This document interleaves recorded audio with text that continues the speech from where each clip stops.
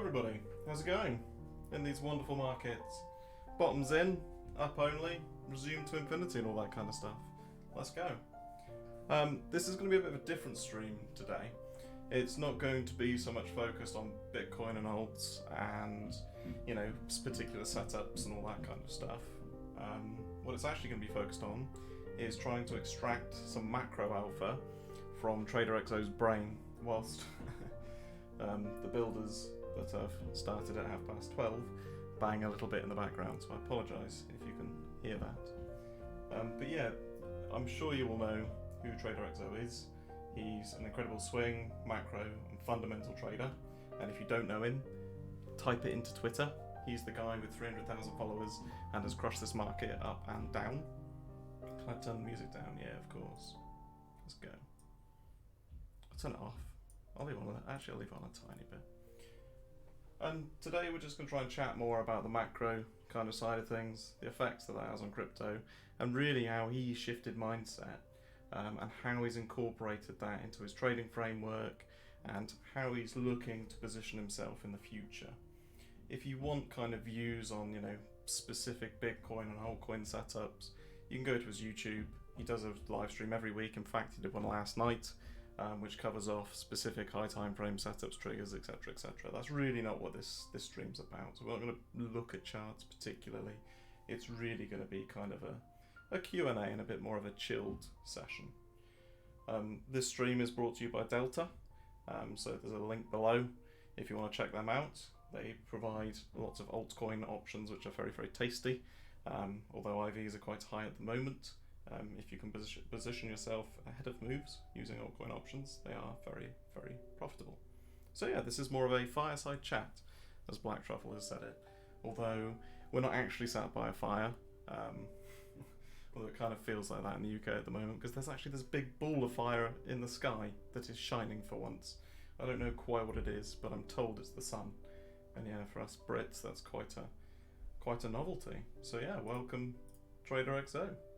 Thank you, Charlie. Thank you for the kind introduction. I hope you're well, and all your viewers here. Good to jump on somebody's stream. It's been a while. I haven't done one of these for quite some time, so yeah, I think it'll just be a casual one. Have some laughs, have some jokes, and we'll just talk markets in general. I guess, like you said, it's. I think we're in fascinating times ahead of us. It's one of those defining moments where what we see happening out in global markets will remembered. I shall be remembered in history for quite some time as potentially being, it's interesting nevertheless to say. But yeah, take it away, Charlie. Yeah, so I think we're at this kind of strange point in history, aren't we? Where, I guess, what's your view of the market at the moment with things like Celsius blowing up? Everything that's happening. Sam supposedly bailing out funds and all this kind of stuff. Like, do you think we're just accelerating the downtrend?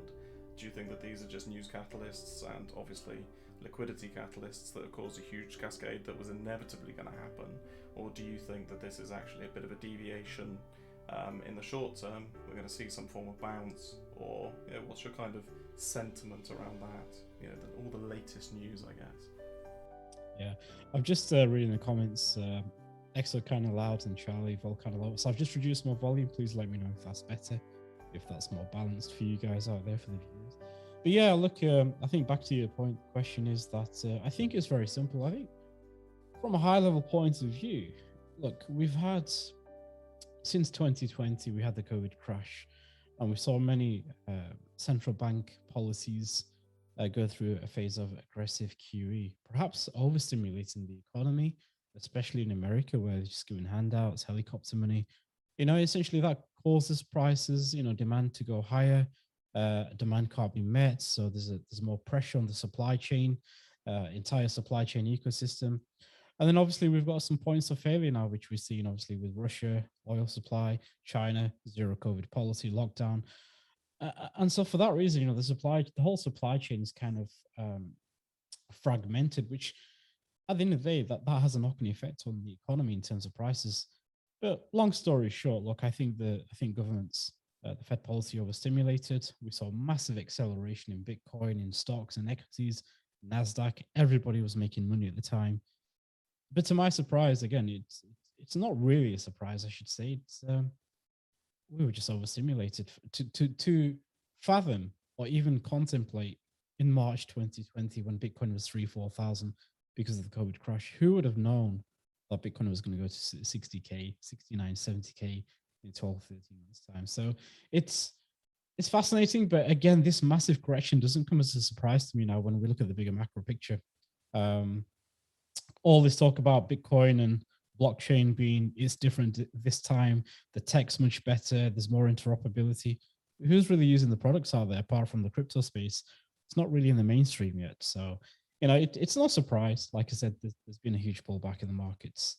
And my philosophy is very simple. I think, Lynn Alden touched upon this fact in 2019, 2020, that there's some correlations between global liquidity, the money supply. And when that's on the increase, that's generally good for risk on assets because obviously borrowing money is fairly cheap. Therefore, funds are likely to take on loans and borrowed finance to invest into the markets or position accordingly. And now we're seeing a complete opposite of that. We're seeing a retraction of liquidity, retraction in the G5 M2 money supply. We're seeing that happen since the start of November. There was retraction in liquidity, and it's had a knock-on effect in markets across the board. Yeah, I mean, it's been relatively crazy times, isn't it? I mean, I think the thing that always stands out to me is the sort of cheap cost of money, which is, when you are basically getting close to free money to be able to speculate, invest, build your business, etc., etc. It's no wonder that we've had, very, very positive times. Oh, excellent time for a drill to start going. Yeah, absolutely. So Sylvester XO sounds like he works for the BBC. What's BBC? Big Black Clock? Big Black Clock. No, I don't work for the BBC, mate. I'm not far from the BBC. They're only like 20 minutes down the road in Acton. Is it Acton? Not near Park Royal somewhere? Yeah. No, I don't work for the BBC, mate. I don't work for those cunts. But yeah, I think we've got some really interesting times ahead of us. There's a lot of panic and fear in the markets already. We've seen, prices.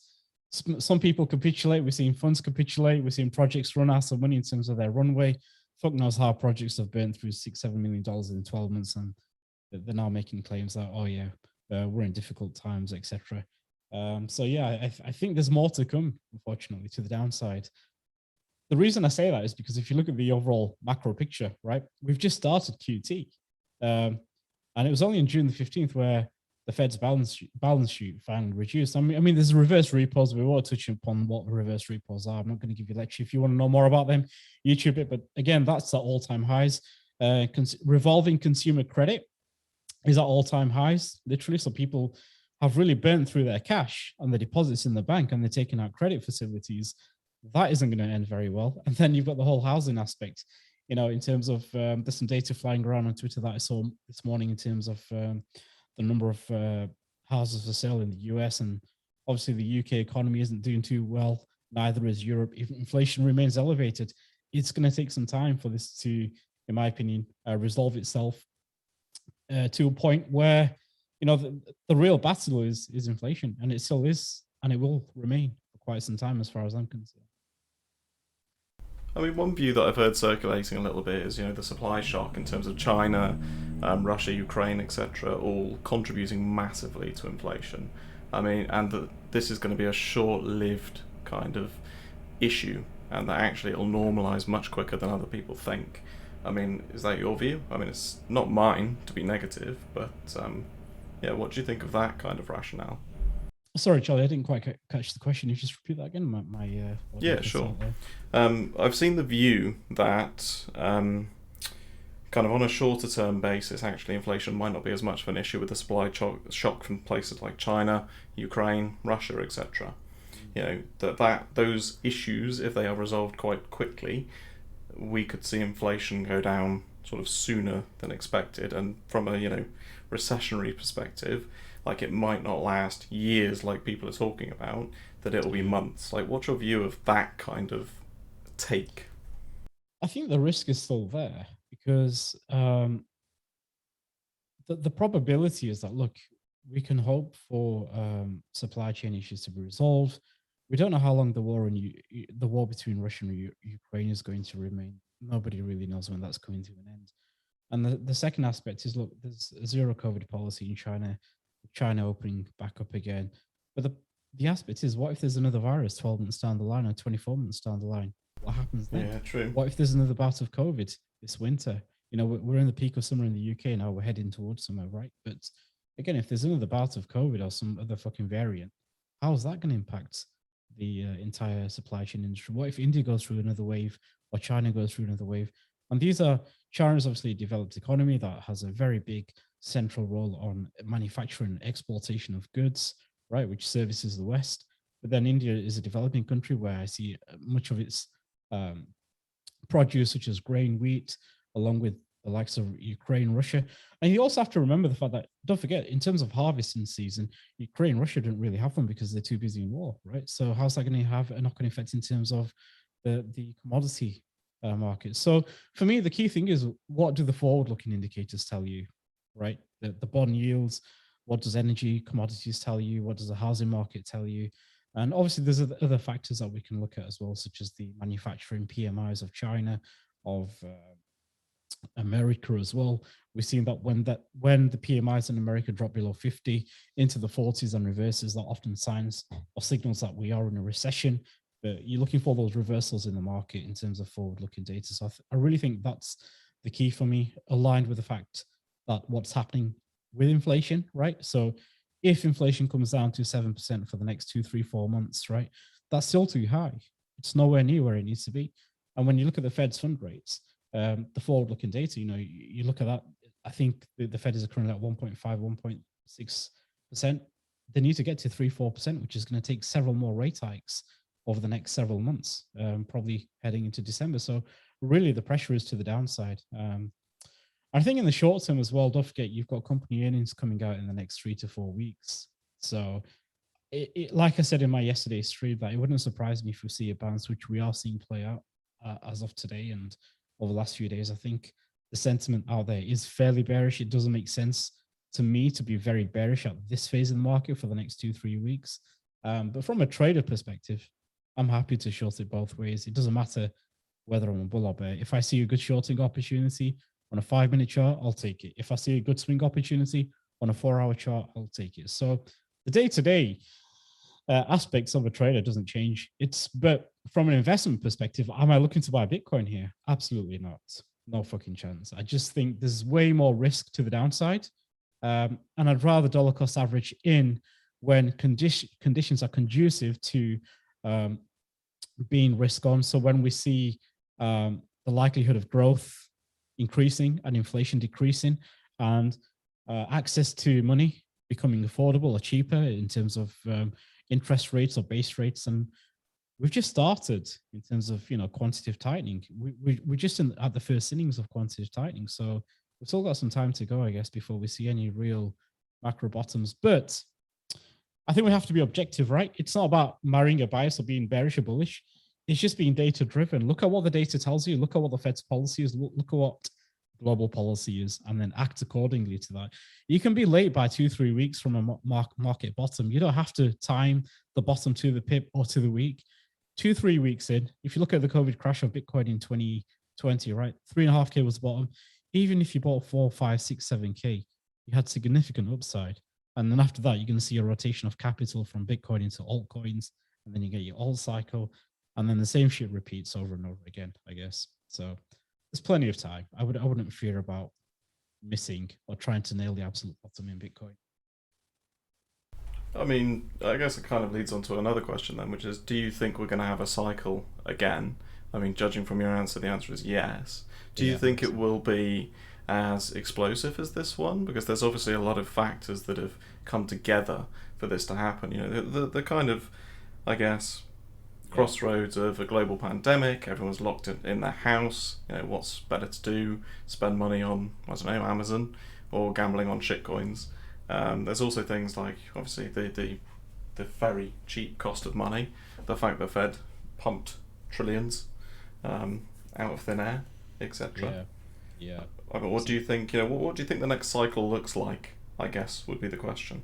Yeah, I think. Look, at the end of the day, in my opinion, from everything that I've read and everything that I've researched, I'm no macroeconomist macro economist pro at all whatsoever. I'm just a trader at the end of the day. But I've paid attention for the last 2-3 years. I started trading in 2017. I got into crypto in 2016, right? I bought some Bitcoin. In 2017, I bought some altcoins. I bought Stratus, Amigo, Neo, thinking, wow, these are fucking amazing. I'm going to hold these. These are going to be big fucking plays for the next 4 or 5 years. You're watching people like Supo, telling you that prices are going to get $400-500 on Neo and Cardano is going to go to $10. And you kind of buy into that narrative. You buy into that bullshit. And eventually, come 2018, you're left holding a bag with your dick in your hand. And you're kind of thinking, fuck, I was up 6 figures and now I'm back down to barely a pot to piss in. So it's a harsh reality. And I think it's one that many people will go through trading the crypto markets. And it's at that point where you want to become a better trader. You're kind of fed up of relying upon the views of others. And you don't really have control of your own capital because you don't know when to get in, when to get out. So it's about being objective and really taking the bull by the horns, taking control of your trading, understanding key inflection points. And I think it's applicable for people who are, not looking to perhaps trade day-to-day basis, but you should still have the ability to learn because when you can marry technical analysis with the fundamentals and the macro picture, as a positional trader, you're going to do really well if you nail the key inflection points and you manage your emotions. Now, some market cycles. What does the next market cycle look like? Look, like I said, I think the key thing is we've seen a massive withdrawal of liquidity from the markets. There will be a phase when, like I said, the Fed, central banks will start to re-stimulate the economy or reinflate the economy. And that is a risk-on environment as far as I'm concerned. So really, max opportunity, I think, comes in the next, possibly anywhere between the next 3 to 12 months in terms of buying the likes of Bitcoin, perhaps Ethereum. We won't really talk about alts and maybe some stocks for the first time. I've always wanted to gain some stock exposure. I just refuse to pay. Yeah, I refuse to pay the prices given how high stocks were trading for the last 2 years. And we've seen some serious capitulation on tech stocks as well across the board. So it's maybe start with paying attention to that side of the pond as well and seeing what's there. Okay, so you're going to sort of diversify a little bit into tech stocks. Interesting. Yeah, I think it's going to be you've got the likes of Amazon, Tesla. Amazon is a big player, Tesla is a big player, so it's going to be fascinating to see what happens there. And like if you think about global footprint energy as well, we're going to renewable energy, and I think Tesla is going to be a driving force in that regard, especially with renewable energy and electric cars as well. They're a leader in that field as it stands. So, as you know, in the UK as well, there's a shift in policy where in 2030, the manufacturing or production of petrol-based cars will no longer be allowed to be sold in the UK unless they're second-hand. So how does that tie into the bigger picture? Yeah, that's phenomenal.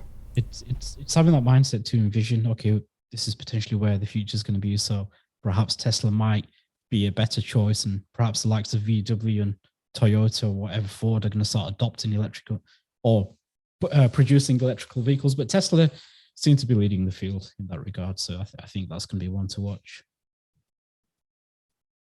Yeah, no, that's interesting. Someone from the chat's asked if you got any interest in biotech and life science.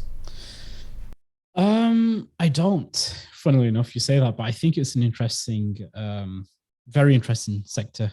We've seen pharma companies do really well, but it's not really something that I pay attention to because I think I don't have the capacity to pay attention to, the absolutely everything. Yeah, the absolute fucking everything. Yeah, it's like DeFi.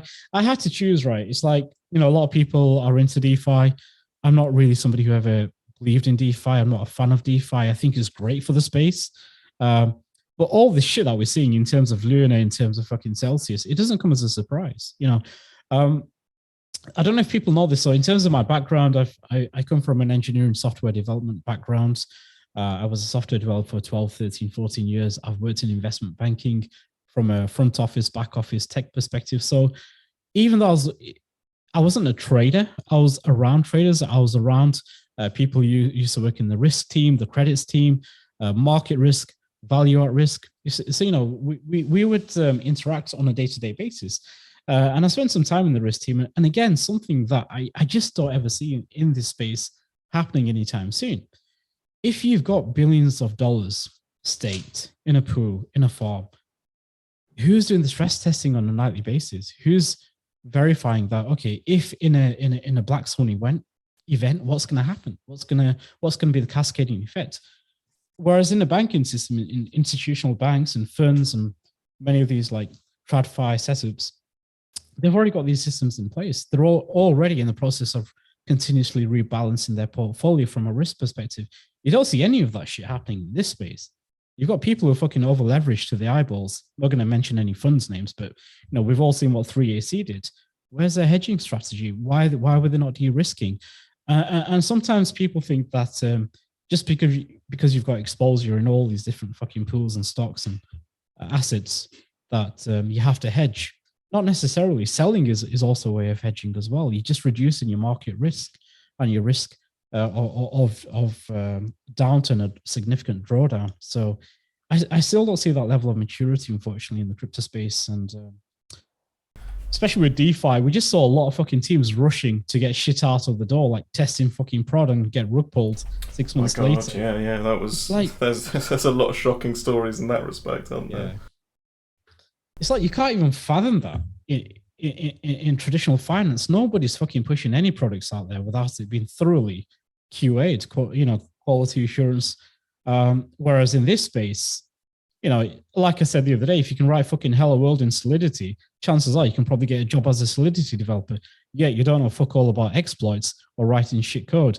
And that's what we saw. We saw many of these like bedroom developers, whether they're individuals or grown men, who probably sucked at, fucking developing in Web 2.0, saw a very good opportunity to exploit Web 3.0, launch a fucking scam or a shitty synthetics coin back in 2021, and it does 100x on within the first 4 weeks of Uniswap, and it goes to 100 million market cap.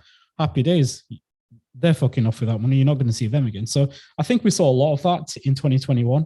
A lot of these projects launching on Uniswap because it was easy to launch and it wasn't complex. You just forks and synthetics, make a few changes. Lo and behold, people buy into that shit. And unfortunately, like I said, I'm a big fan of Pareto's principle, 80-20. 80% are going to be left back holding or in significant drawdown. 20% are going to cream the profits and fuck off elsewhere. Yeah, I mean, I literally did a poll, a Twitter poll the other day, and I think it was 7% of people who answered. It's obviously a small sample size. I think it was like 3,000-4,000 responses. But I think 7% at all-time high, 13% 1 to 30% sort of drawn down, and then the rest were just beyond that, beyond 30% drawdown from their previous all-time highs, which I know is a bit of a shit metric, but it's mind-blowing, and that is pretty much the 80-20 principle that you talk about.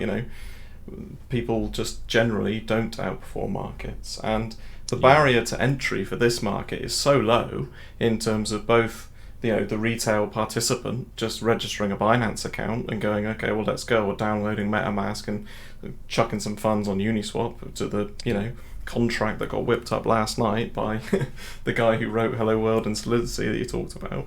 It's a strange one. Do you think this has done like a huge sort of detriment to the long-term, I want to use the word adoptability, which isn't a word, but the long-term adoption potential for crypto, like everything that's happened?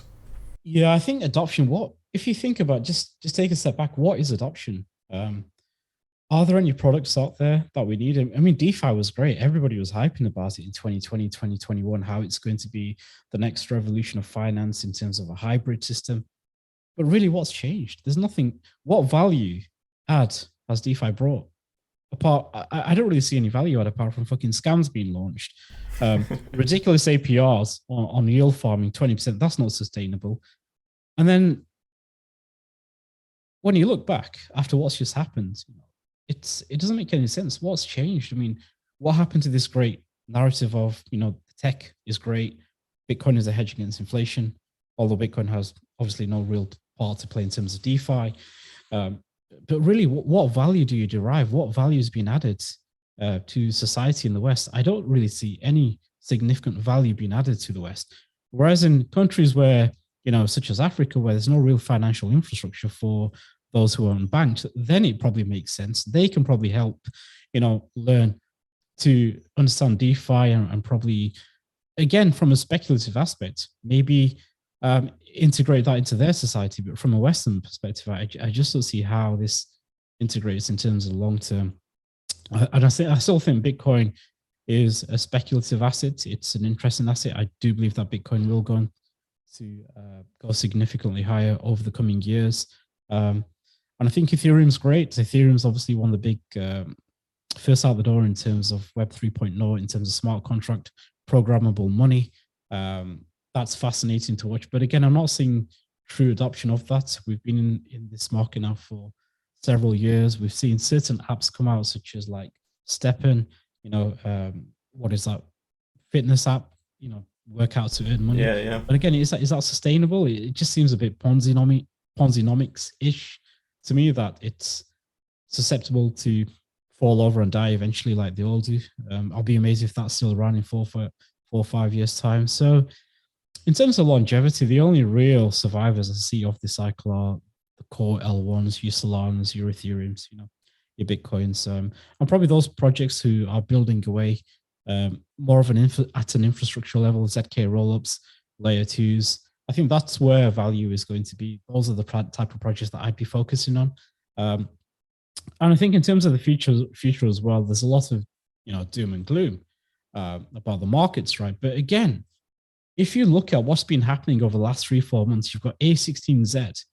They've literally fucking invested millions of dollars, $500 million, I think, in India to help startups, in blockchain space, those who are looking to come up with ideas and innovate. So the innovation is there. The money is there to back the innovation, which is great for you and me. I'm not buying into the innovation. I'm just saying to myself, well, if Binance is launching $1 billion funds, right, which I think they had done, don't quote me on the actual value, but clearly they're investing in tech. They're investing in the next set of projects on the blockchain. So what does that mean for people like you and me in the retail space? I just think that means that's going to be a lot more shit in the market. We'll probably see something like 2,000 projects already there in CoinGecko, right? So you can derive from the fact that the current crop of projects are probably going to die. It's going to be replaced by the next narrative. God knows what that's going to be. And then you've got all these projects launching into the next cycle.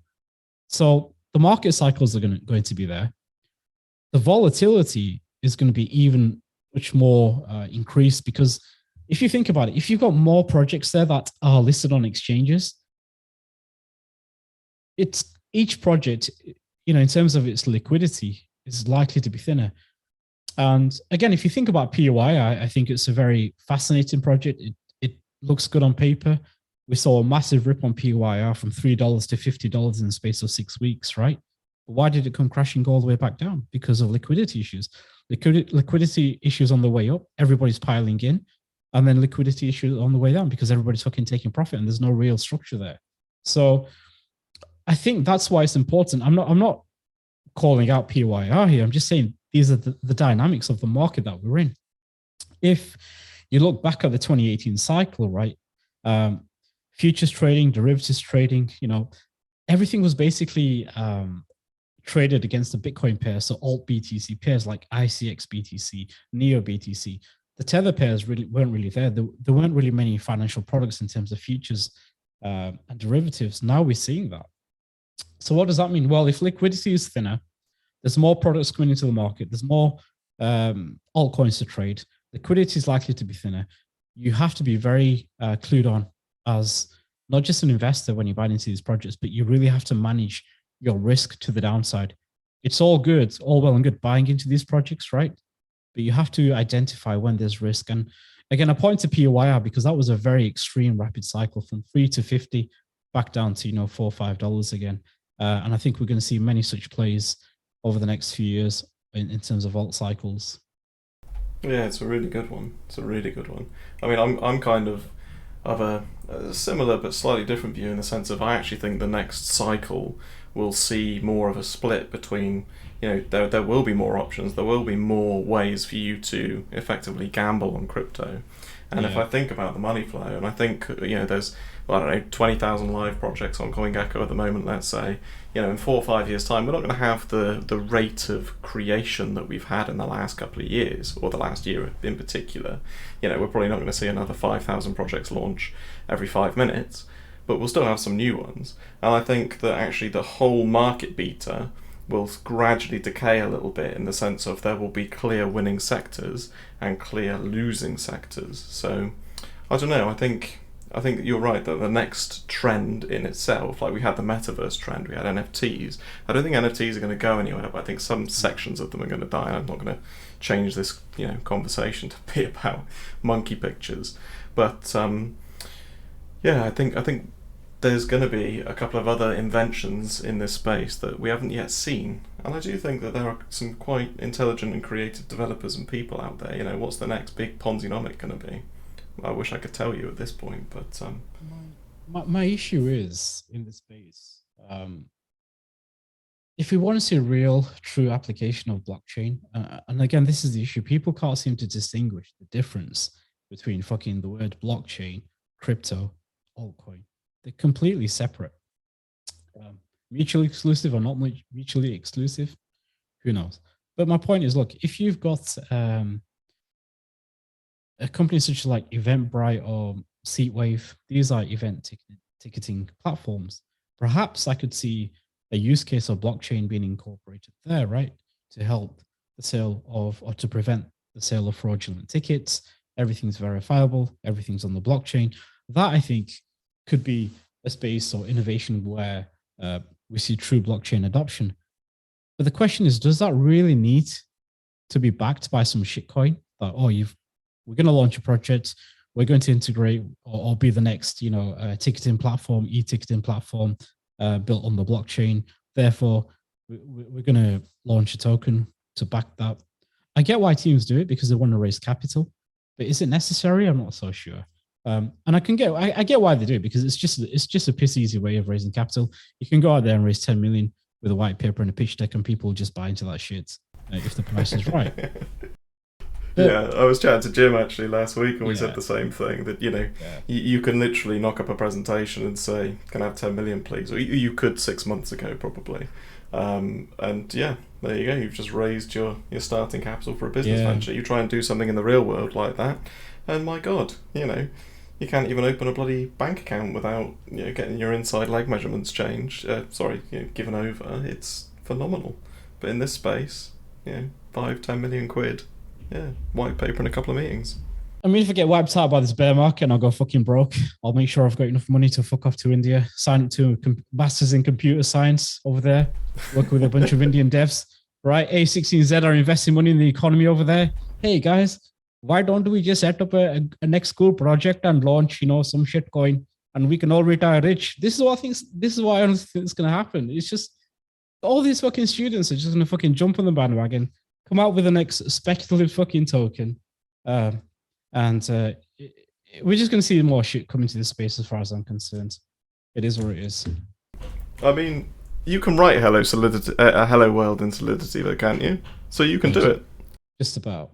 Just about. Come on, I thought you did a Solidity course. At one point. I did. Yeah, I did do my Solidity course. I've done a course in blockchain development. It's in all honesty, I've lost my passion for development. I can't be arsed. I just enjoy trading too much. You see, some guys like you. I don't know what games you play, CS:GO, whatever shit it's called. It's like I can't get into that. The last game that I played was fucking Brian Lara Cricket on a PS2 back in 2003, and I used to spend like 3-4 hours a day trying to hit sixes with a cricket bat.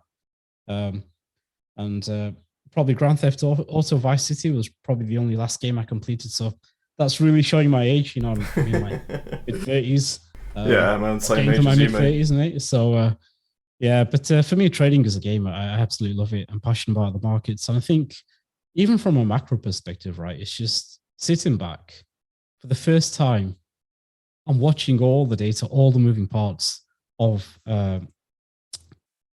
macro, and just watching it cascade into the charts. It's just fascinating to see. And like a big shout out to Josh as well. Joshonomics is in the chat. He's my quant. He's also my researcher. He's also my financial advisor. So give him a follow.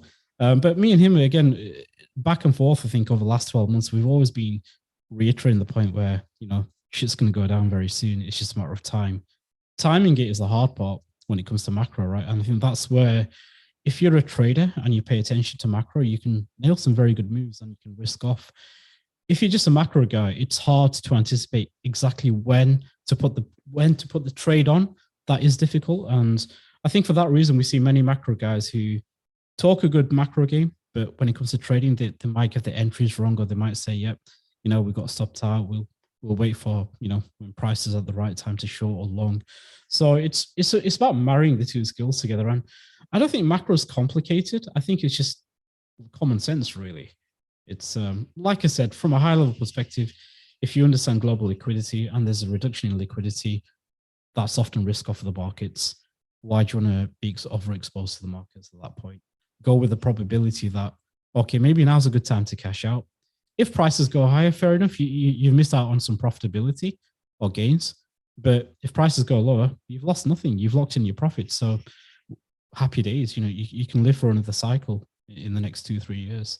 And that's essentially what I try to preach on my YouTube live streams that I've been doing for the best part of a year and a half now. So yeah, interesting.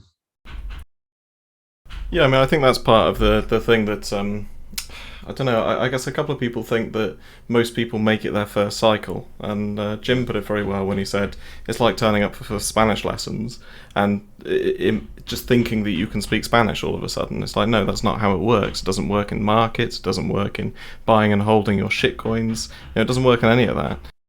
Yeah, exactly. So it doesn't work. I mean, if you just bring up some stock on your chart, maybe, I don't know, Netflix.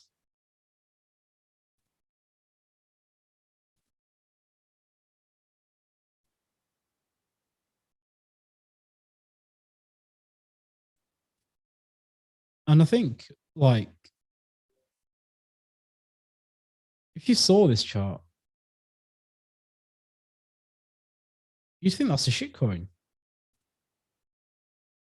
But the reality is they had some bad company earnings data come out, I think, back then, and drop in revenue and sales. So, it's again, if you look at when it topped out, it was in November.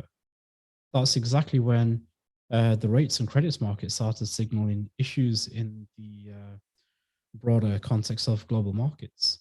So it's not just applicable to crypto. I think crypto is just more of a high beta asset class. And again, yeah, the bond yields were moving. The bond started moving. The front end of the bond curve, the front end of the curve was moving. So that's your warning sign straight away that, hang on, there's something happening here that we need to pay attention to. So again, if we're going to see a reversal, this is one of the charts that I'd be looking at, is the 2-year yield curve. When this starts cooling off and pulling back, which I don't think is going to happen anytime soon. I think we're just going to be range bound for the next several months here. But essentially, this is one of the indicators that I'd be looking to use, along with the energy commodities and along with the global money supply M2 charts, to see when we see that injection of liquidity, when there's an appetite for risk on again. But I think, again, the bond market is going to be interesting for the next 3 to 6 months. Certainly one that I'll be paying attention to. Not one that I trade. You don't have to necessarily trade it, but the bond market is, for me, the king of all markets. Yeah, I think that's keeping it relatively simple without going into too much information.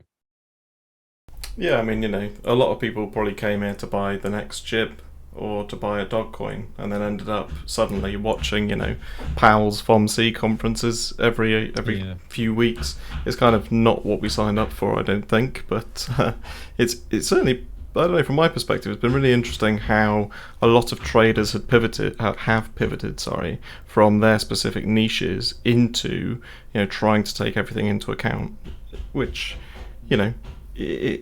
it's certainly taught me more about global finance and the way the world actually works than anything ever has in my life. Yeah. The whole crypto cycle is fascinating. It does. I think trading builds character. It's I was doing some crazy shit back in 2017, 18, right? I was very, very emotional. There were times where I'd fucking, literally slam my fist on the desk when I'd get liquidated on BitMEX, because I used to take some really stupid trades. I used to oversize. I'd keep throwing in one Bitcoin and use half the Bitcoin to open up a long and short, and thinking, yeah, the price is never going to come to this level here. And then 12 hours later, you're shitting your pants because you think you're going to get liquidated, and then you do get liquidated, and you just think, fuck, and the cycle repeats until you rein in your emotions and then have a process that you can trade effectively. You've got to define your process. You've got to define your weaknesses. But if you're good at something, don't overemphasize on your weaknesses. Just improve your strengths and keep working on your strengths. But you've really got to be intelligent about trading. So look, for example, over the last 6 months as a trader, I've been swing trading higher timeframes because that's what made logical sense to me. We've had exponential moves to the upside. It only makes sense to me that when this turns around, we're going to see some significant drawdowns and trending markets to the downside. We've seen that play out. Alts have retraced 70, 80%. Bitcoin's retraced heavily. Now I'm thinking to myself, people, consider me as being a swing trader. However, my mindset is now for the next 3 to 6 months, I'm looking to trade the 1 hour chart, the 4 hour chart, and sometimes some 5-minute ranges. So my whole style of trading is now being adapted to the current market conditions out there. And again, I'm picking up order flow trading, looking at market profiles. Again, it's something that I've been wanting to get back into because I believe we're now in that environment. Yeah. So you're going to become a Juju Flow Tetris trader like Magus and Jim? Yeah, possibly. I mean, I did have a crack at it back in 2019. That was the path that I was going down. But then, the bull market just kicked off and fucking went parabolic, and it made sense. Even back then, I was developing. I was learning to code in Rust. I was learning to code on Polkadot, how to create a blockchain project on Polkadot. I did the Polkadot course for 6 weeks, and then all that kind of fell to the wayside because opportunity costs. In front of us is a bull market. We just had Bitcoin hit new all-time highs. That capital is going to rotate into altcoins. Now's the time to make some really good money, because I learned from my mistakes in 2018, right? Riding alts to the way up, everybody can do that. Anybody can make money. Throw a dart, it's going to fucking go. Unless you buy Litecoin, right? But then if you really step back and look at it, it's an alt season on the way down as well. Most just don't know it because they can't trade it. They don't know how to short. So the bigger the rise, the bigger the fall. So, I'm all for markets trending higher because I know equally they're eventually going to revert back to the mean and fill in all those inefficiencies. And that's just a classic environment of what we saw. And I think those cycles are going to repeat again and again for the next, hopefully for the next cycle, at least in 2-3 years' time, heading into the next halving. So it's all lining up very nicely. Look, we've got the Bitcoin halving in 2024, May. That's essentially now 45 months away, right? 12, 24, 36, no, fucking hell, 24 months away, 22, 24 months away, right? So really now, I'm not too interested in alts. It's more about Bitcoin positioning and maybe some Ethereum and perhaps some Solana. And I think it's all about making concentrated bets with your portfolio. When Bitcoin takes off, altcoins will follow. Then you can redistribute some of your Bitcoin profits into perhaps more high-risk plays, your Uniswap plays, the sushi plays, whatever the next narrative is going to be, whether it's going to be some sort of options exchange or options platform and crypto. I think that could be one sector to pay attention to, is options in crypto, maybe. Remains to be seen. Delta ref links in the stream.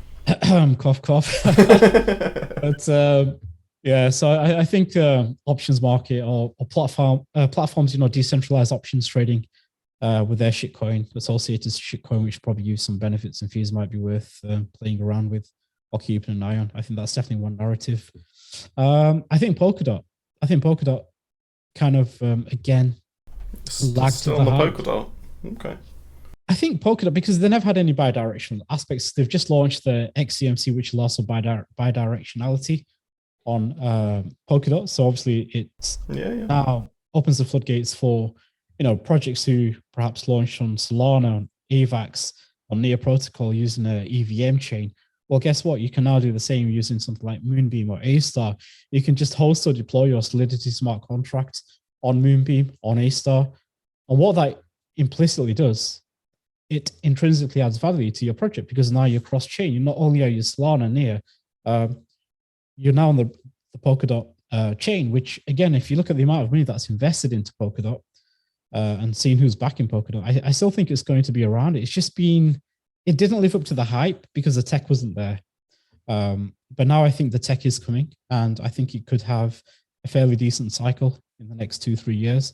If you think about DeFi, DeFi is still relatively non-existent almost on Polkadot. You've got a caller, which is fine. And now we're probably starting to see the emergence of some DeFi-based projects coming onto Polkadot. So I think the DeFi space could be interesting on Polkadot. And then obviously cross-chain interoperability with other projects of the chains to see what happens there. I think in terms of parachains, there's around about 20 parachains that have already been taken up. I think there's about 70 odd left. So we'll see more projects, kind of shift that way, in my opinion. Yeah. So I think, have you got like an idea of your allocation for the next run in terms of 50-50 between existing protocols, Sol, Dot, etc., and 50% like new fancy things, or are you just going to develop that in time? I think it develops in time. You've got to be flexible. You've got to be adaptable. You just got to be one step ahead of the curve. You don't have to be, super intelligent, researching 24/7. I think if I was to do it, this is the way that I would do it. I don't really care about what's in the market right now. I don't care about, which projects have, gone 20x, 30x like Matic. I'm not really interested in the likes of Matic or those types of projects. Where I think the better risk to reward in terms of asymmetrical returns to the upside is probably going to be, first of all, what I would do is go to the Solana website and look at the hackathons. Look at who the hackathon winners were. Look at those projects that finish in the top 5. Do your research around them. See who's backing them, which funds are backing them. See if you can jump in their Discord, Telegram group. Find out ways you can help out. Find out ways you can get involved. Maybe become an ambassador, get paid in tokens. Maybe they're going to do an airdrop, or maybe they might be doing some private sales at ICOs, etc. Find out when those are and position yourself accordingly. Sorry, just give me 1 second. Yeah, sure. Just got the house phone ringing.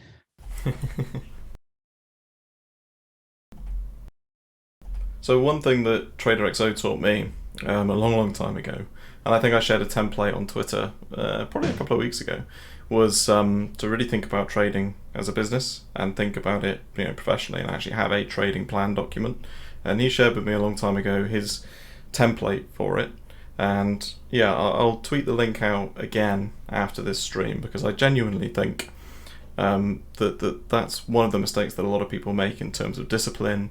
Like XO said earlier about his emotional state when he was leverage longing back in 2017, you get liquidated, you feel like shit, you keep going through this sort of cycle of emotions, and actually having a trading plan and a trading methodology, maximum risk amount, and so on and so forth, and actually a review process to keep on top of that really helped me go from like a fairly emotional trader and reactive to actually very proactive and very in control and very confident because you know what you're doing. I feel horny while I trade. You have a plan for that? Yeah, I don't. I trade. There's a bear market, so you can always come around and join the builders.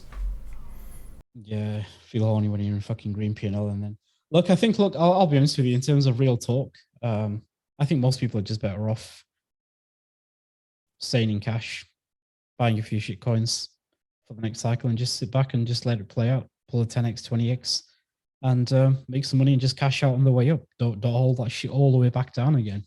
But then because I've been there myself where I look at all the effort I've exerted in terms of a trader. And when I look back, actually, I can't quantify because I wasn't journaling everything as far back as 2017. I only started journaling back in mid 2019 and then really created a trading manual in 2020, which is about 30 pages long. And I think creating a trading manual is probably one of the best exercises you can do because then you really find out what you're about, who you really are as a trader. And a very simple question that I put to people who are starting out trading, take a piece of paper, right? Or jump on a call and tell me what is your trading strategy. Give me one of your favorite trading strategies. The majority can't. They don't have one. Is it RSI divergences? Is it, is it order flow patterns? Is it, trading ranges? If so, how? Is it Elliott waves? What is it? Most people can't do that. They can't define their trading and write it on a piece of paper as to what their trading rules are. So that's definitely one of the first exercises that I encourage people to do, especially if people are starting out in trading. Go ahead, learn the different systems. If you want to learn order flow and be a scalper, fine. If you want to be a 1 hour to 4 hour swing trader, day trader, find out if that's you. If you want to be a positional trader where your lifestyle doesn't suit sitting at the screens 16, 18 hours a day and becoming a fat cunt, then you're probably better off being a positional trader where you can enjoy life with your family. And you're looking to make that one or two trades every 2-3 months where, yeah, Solana looks oversold here. It's at $30. I think I'll buy some here. If it goes to 50, great. I've made 80%. Most people don't see 80%, for the entirety of in 6 months' time. So you just turn up when the market says, hey, come on, this is a good opportunity. Put the trade on. Six weeks later, you've cashed out. You've made more money than people bashing the charts backwards and forwards, trying to hit buy, sell. And by the time they've done that, they've liquidated themselves. So it's about finding your niche, what's good for you. Yeah, that makes total sense. I mean, some people, I speak to Jim, who's down on the 1 minute chart, and he doesn't like the notion of swing trading. He wants to be in and out of the market, straight away, know where he is, and have that kind of position closed off mostly same day. Yeah. And that's because of the way he is, the way he wants to trade, and he does it very, very well. Yeah. I know other traders who will quite comfortably sit in a farm for 2 years and just say it'll come around at some point. Yeah, absolutely. I think that's where I am now with my trading. So I used to be somebody who used to be consumed by the screens 24/7. Wake up at 4 a.m., check the phone, leg it downstairs. Shit, I'm gonna get liquidated. Fuck, let me add more collateral to my fucking account so I don't get liquidated, and just do super shit like that. That was back in 2017. And then you slowly transition. You look at some of the best out there, and one of my favorite quotes is "Learn from the mistakes of others. Don't make those mistakes yourself." Yeah. And what I tend to do, or what I did do back in 2018, 19, look at some of the best traders out there. And I think one thing that stood out for me was Will Hunton, WMD Forex. I think he made something in a period of 6 months, he made something like 59 trades with some insane return on equity. I think that was the Cresco Trading Challenge or some shit that he did. And that was inspirational for me because when I broke the numbers down, that tells me that he's only taking 2-3 trades a week. He's been very patient. And I tried to adopt that in my own trading style. I then started looking at the 4 hour, the daily levels. Like, I'm happy to wait for price to come to this daily level. If it means 4 weeks' time, 5 weeks' time, fine. Am I going to risk 1-2% on my account? No, I'm going to go with much more size because the statistics show me that, I have data that is quantifiable. That tells me that I perform better on high time frame levels, and that's where I risk on. Now, in these environments, when it's purely a trading environment, like a 5-minute range, right? I'm not going to risk 10% of my account on a 5-minute range. But if it's like a daily level, I can just go ahead and buy a spot position and hold it to the upside, or just open a very low leverage short to the downside, risking 10, 20, 15% of my capital, looking for that big conviction play. And that's essentially what I did in February, March, April, May with AVAX, with Matic, with Phantom, with Luna. I can't remember what the shit I'd shorted, but yeah, because I mean, you absolutely crushed the last few months in terms of swing shorting. I mean, it's been incredible. It's been incredible to watch. I think the one thing is that you still have to remain humble, because I think if you get over arrogant or cocky or let your ego grow, you can get wiped out, because you can easily. I don't mean arrogance from a perspective where you start acting like a dickhead on Twitter. I'm talking about your own battles, because you can think, yeah, I'm really good at trading now. Let me just go all in on this trade, entire account size, because I'm so convinced it's going to break down. You have to refrain from that. I still stick to my rules. I'm not going to risk more than 10% on my high conviction trades. So that's what I mean by ego. Don't let your own successes be your downfall at the same time. Yeah, Yeah, I mean, I've seen a lot of newer traders where their P&L sort of goes like this. It starts going up, they have a few drawdowns, and then they catch a big win, and then they basically tank it down. It's almost Yeah. like that kind of, standard, what's it called, the Wall Street cheat sheet type thing. And it's because you're getting confident, far too confident, far too overextended in terms of your risk, and then you just go back to kind of the normal level of Yeah. progress ish. Probably get demotivated and probably end up trading badly to try and trade it all back. It's quite a common theme, I would say, and I've done that myself, in the past. But yeah, it's something to be aware of for sure. You see what Josh Norwich just put? Never use a stop loss. It's more exciting that way. It's quite it's quite funny because I generally don't use the stop loss anymore. The only time I put a stop loss in is if I'm going to bed at night. I'll just leave a stop in a position where I think price shouldn't come. Yeah, But generally, I just trade with alerts now. Like if and the alert isn't even on the level where I'm invalidated. The alert is like, at least a good measurable distance away from where I think if price starts coming into this zone, I need to start paying attention. There's cause for concern. Why is price down here? And then I'll just jump on the chart, whether it's from my mobile or at the desk. I'll have a look. I think, okay, assess the situation. Maybe I need to reduce my size. Maybe I need to cut the trade and wait for clearer probability or clearer signs that the trade does go in my direction, or just scrap the idea. Like, why has price just lost this key SR level? I need to get the fuck out. I'll take my money on a run. Thank you very much. And take the trade another day. So I think, honestly, having that mindset has helped me significantly in the best parts of 2020 and 2021, and especially this year as well. It's like, if I'm wrong very quickly. I'm not willing to take a 1-hour loss. If it doesn't look right and price is at a level again that doesn't make sense to me, there's no harm in cutting it. I'll cut it and I'll just wait for clearer signs and take the same setup. If it happens to be, then great. It gives me more probability that I get to take the setup again for a second time, as opposed to holding on to position, hoping that it goes. So just to conclude, I think price is a story. It tells you a story. And I think if you can read the charts, read price action, whether that be order flow as well, what's happening under the hood, great. I think that's probably the position where, if you really want to take your trading seriously, understand what the candles are telling you.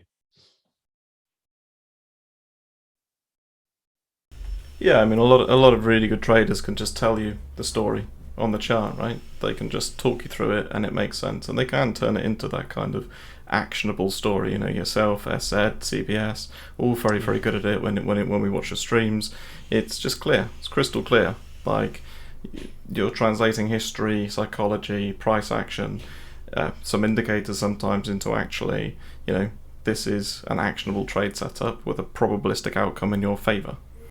Yeah, I think there's a question here, which is sorry to interrupt. I think there's a question here, Charlie, which is, what's the biggest mistake you learned from XO? It's not a mistake; it's a set of mistakes, but it's also about increasing your conviction in your belief in your own system, right? And I tweeted about this last week. Is that if you're looking over the shoulders of others to get help with a trade idea, you're not ready to trade. If you're being influenced by other traders, again, and it goes against your own idea, you're not ready to trade. You've got to have conviction in your own ideas. Be open-minded, what others think or see, because they may be able to raise points that you didn't consider. But ultimately, you've got to have conviction in your own system. And for me, look, when I was talking about shorts in the markets in January, February, March, the amount of shit that I got on Twitter, people saying, oh, you're deluded, you're this, you're that, Phantom, you don't understand Phantom, it's a fucking great project. Andre Cronier's working on it. Phantom's going to go to $5, $10. Look at the number of transactions occurring on Phantom. Like, yeah, look at the number of transactions occurring. How do you know it's going to go higher? Why can't it go lower from this point? Fuck it, I'm shorting it. It's oversold, it's overvalued. It's off $30 billion market cap for a piece of vaporware that it's not in the public realm. Of course I'm going to short it. So, it wasn't just the fundamentals, but the aspect of price, the market structure of price looked distributive. So again, it's a no-brainer. The issue is, if you're going to go on Twitter like I do, right?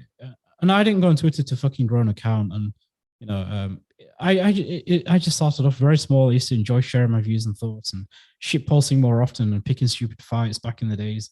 Where now it's kind of like I have to rein in half the shit I'd want to tweet just to take the piss and have a laugh. And it's evolved into something that I never envisaged. I never meant for it to be this way.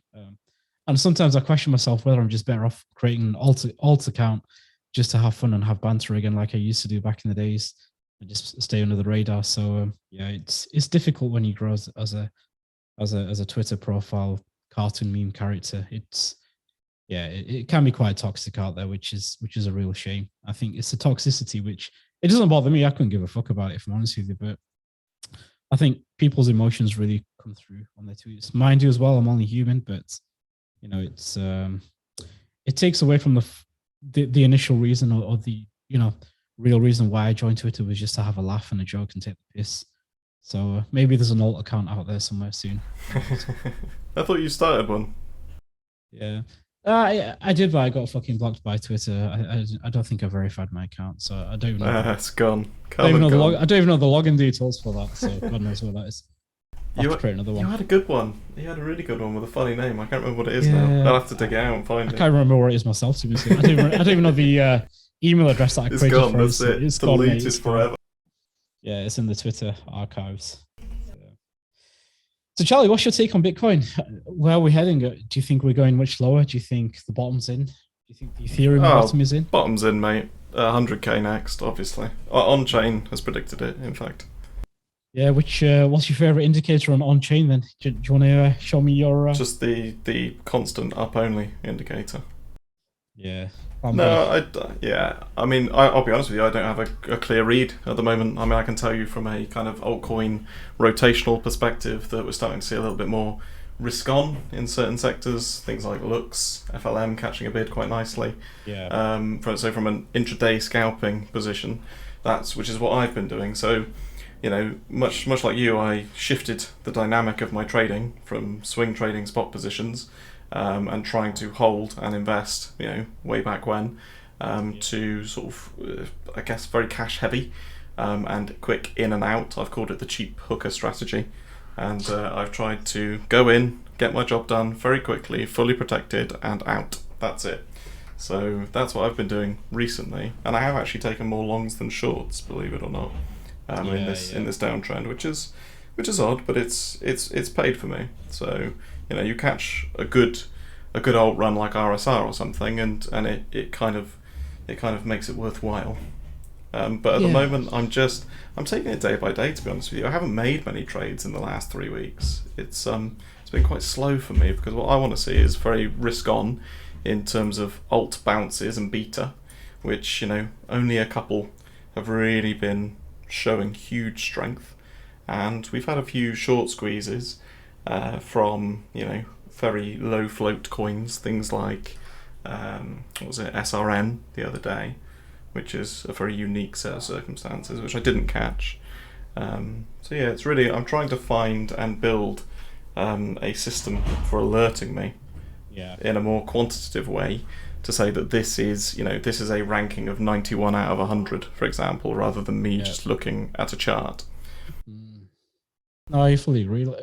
And again, look at, in terms of my portfolio, I think December I was 85% cash, 15% altcoins, right?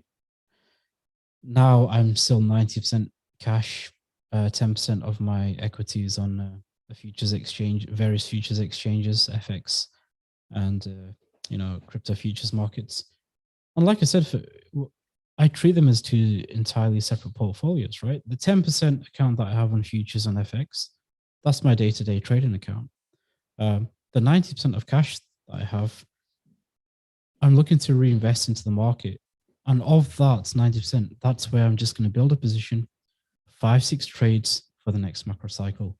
That is all I'm looking for. Whereas the 10% just keeps me sharp. I enjoy trading. I can trade for a living with the 10% equity that I have in the futures and FX accounts and global markets accounts. And life's pretty good that way. You know, I can just rock up to the markets, take a few trades in a week if I want to, print some cash, make some losses, and just, you know, it's a beautiful position to be in once you have a really good run. And like I said, it only takes one bull run in this market.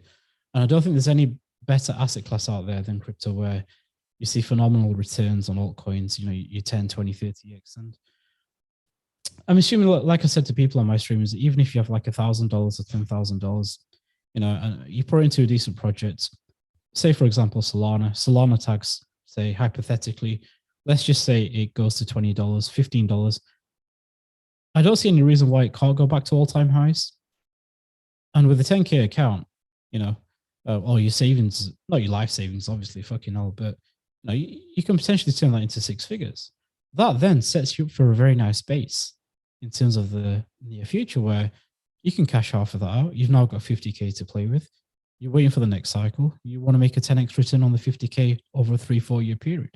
It's not a race. It's about playing the bigger cycles. Or you may want to short the market when you think Solana's topped out. Hey, it's topped out $200. That 10K that I had at the bottom, that took me all the way to 100K. Let me cash out 90K, put the 10K back in, and let me short it all the way back down again. So, you can play it both ways. And I think you hit a wonderful point there, which is it's not a race. It's not a race. And when people start thinking on like a 5-10 year time horizon of trading, you actually tend to make better decisions rather than, I want to turn this $1,000 into $10,000 in the next 10 minutes. The market doesn't give a fuck about you.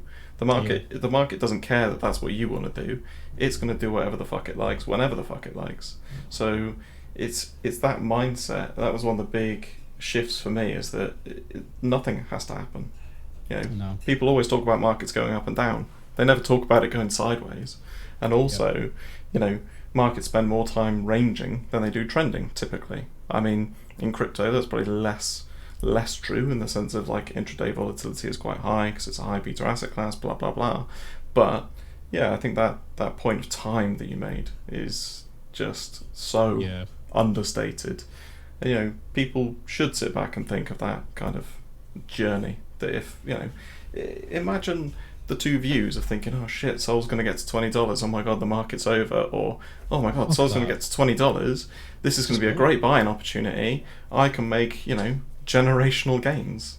It's very different mindsets as well, in terms of like your positive mental attitude and approach to the market. Now, I'm not saying all in at Sol at $20, obviously, like personally I need to see signs of strength from the market. XO needs to see macro factors come back down, etc., confluence to build a position. So it's not just an arbitrary level on a chart, but that mindset of thinking, do you know what, we'll see how low this goes, and then next cycle, which inevitably I'm sure there will be, because it's the most easily accessible Ponzi and gambling scheme ever created, I think, and that in itself attracts people. The notion of financial freedom for putting $1,000 in a dog coin is always going to be quite sexy. No, absolutely. And no, I absolutely agree with that. I think ultimately it's about understanding who you are as a trader. But it's that patience point that I love. It's the patience that's key for me. Patience and risk management. It's like we've seen so many people eat shit now. Like some really fucking big names. Apparently, the rumor is that they've taken heavy losses. My question is, well, what's changed in terms of the mindset? They were successful before. They made even more money on this cycle. Did they buy into the narrative that this is a super cycle? The tech is different. It's different this time. It's never different. Markets are markets, and markets humble you. It's just a transfer. Yeah, it's just a transfer of wealth. Well, there's a quote. I think you posted it in one of your sort of bear market quote tweets. And you said the most expensive words in the English language at this time is different. Yeah. And it's like, it's different this time, yeah. when you see that, I heard it in 2017. I completely sort of similar story to you, in the sense of I held certain coins thinking they were going to infinity, and they didn't. And yeah, this time it's different. It's never different. The market is cyclical. Yeah, absolutely. I mean, in terms of myself, I've got bridges. I mean, I've got gaps, in my own development where I'd like to fill in, and there's some, bridges that I want to build as well. So for me, it's about.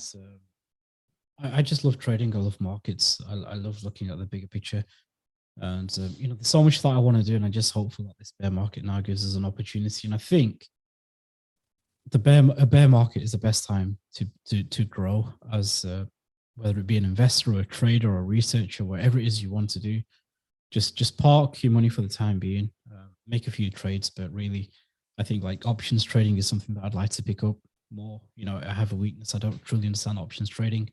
Um, I'd probably want to pay more attention to global macro as well, like understanding the various facets of the rates markets, like credit markets, rates market. That's one of my ambitions for this year, is to truly get a deep dive and true understanding of how rates work under the hood and the impacts it has. Because, like I said, I think liquidity is what drives markets at the end of the day. And if there's a shortage of liquidity, or liquidity has been extracted after the market, that's a risk off. But I want to know what to look at when to really get ahead of the curve, and then think, okay, I might not be able to time this right, but what's key is it's not about timing the trade from a portfolio perspective. It's about positional aspect. Say, for example, last year, everybody's had exposure to Bitcoin in October, November.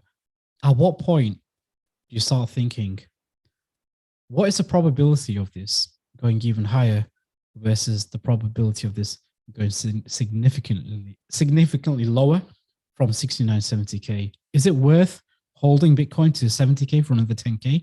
Or is it quite probable that this is eventually going to come back down to 40K? And that's my view of the market. It's like the further price goes away from the origin of the move, the limited upside remains, and the risk is heavily skewed to the downside relative to the origin of from where price came from and where it's at.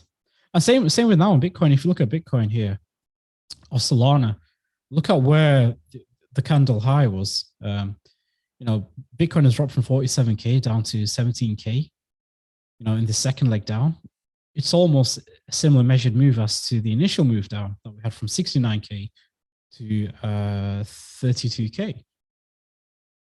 And I just feel everybody's overly bearish. And if you look at the bounce from 32K, we had a 40% bounce to 47, 48K.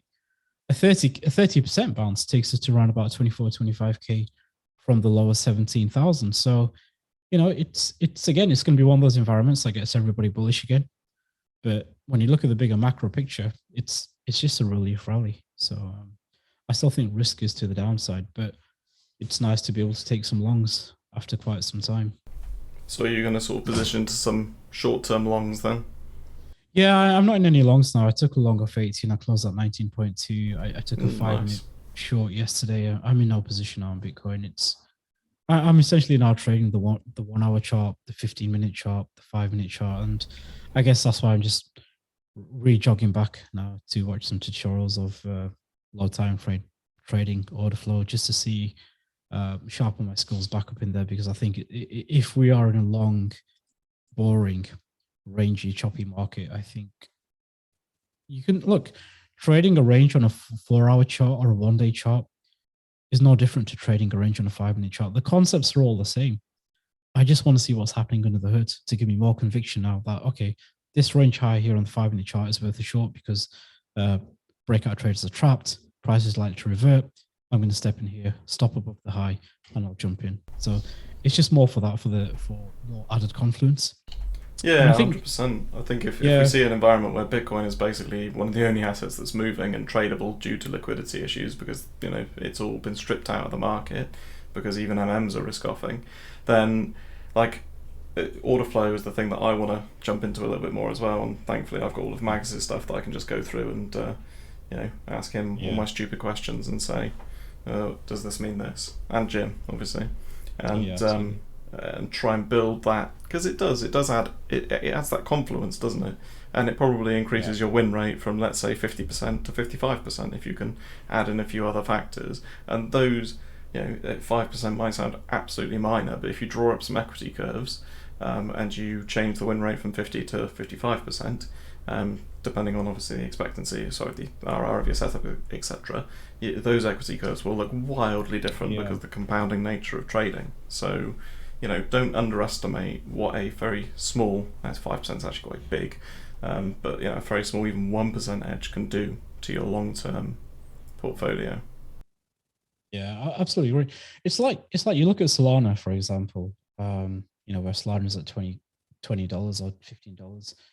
It's like, from a macro perspective, that's a classic example of where it doesn't make sense to me to use order flow. It's at a demand level. If it's going to hold, it's going to hold. If it's going to break down, it's going to break down. I don't need to see how many short sellers are trapped.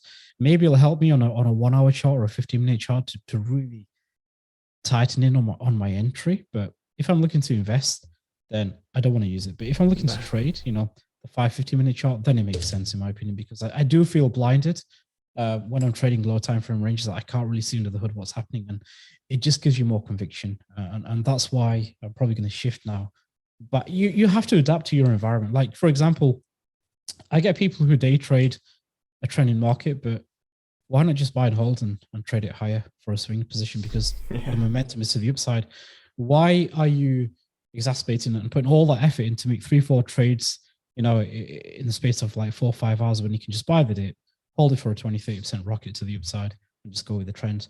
But that's just my preference. I'm not out here to call or tell other people how to trade. It's just, I just want to use effectiveness of my time as a trader in the least way possible, in terms of amount or energy exerted on the charts, reduce that to become as profitable as possible as well. So, the whole concept of price and time.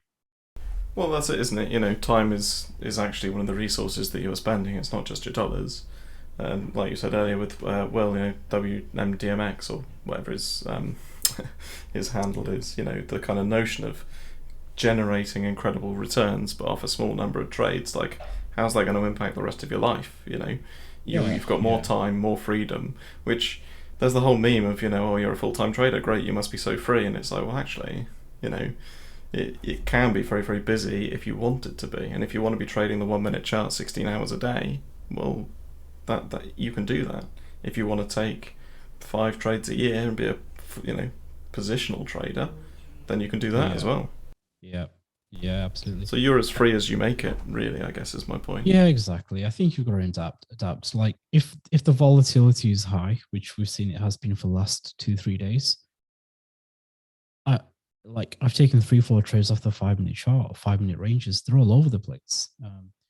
And like I said, when you truly understand price and microstructure and how price moves, market structure, levels, SR levels, when you can really break it down to a microstructure chart, it gives you so much power and flexibility as a trader. Like, even when you transition that or transpose that onto the higher time frame, well, guess what? You can now even tighten up your invalidation levels, because if you're going to be wrong, you know exactly where you're going to be wrong, and where you're going to get back in is perhaps on, say you've got a 4-hour swing trade setup, but you use the 1-hour levels to look for reclaims or invalidations. And there's a great concept that I like, is Trader Dante principle, which is evolving R.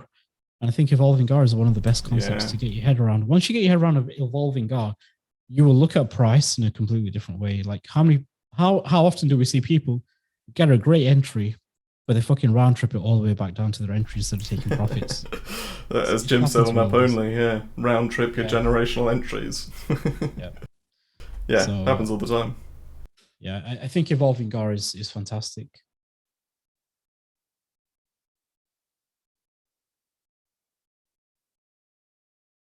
All right, sorry, buddy. I should just go on mute there for a second. No, it's fine. It's a fantastic concept. Would you take the same trade here, and how are you risking 8% for 1%? That feels like a dumb trade. Now momentum is dying on your push up that you expected, anticipated, and positioned for. Do you really want to leave it all on the table? Yeah, absolutely. I think what I try to do, though, again, just on my live streams, I do my live streams in a certain way where I try to share the information that I wish I had when I was trading, right? To really show traders out there, or aspiring traders, or people who are relatively new to the space, like, just basics, absolute foundational basics, but basics that works, basics that are applicable.